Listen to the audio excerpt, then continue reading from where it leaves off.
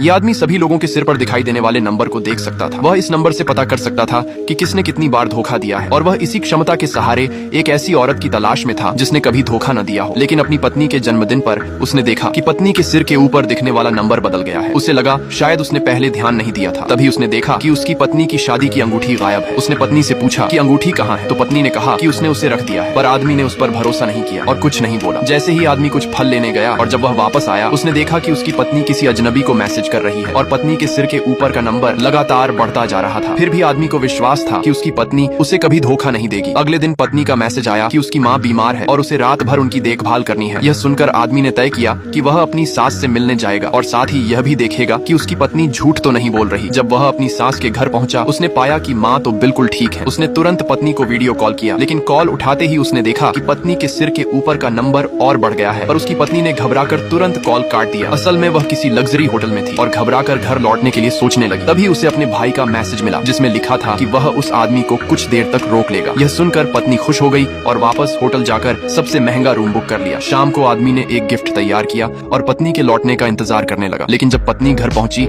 आदमी ने देखा कि उसके सिर के ऊपर का नंबर 0 से बढ़कर 5 हो चुका है। इसका मतलब था कि उसने 5 बार धोखा दिया था। अगला पार्ट देखने के लिए सब्सक्राइब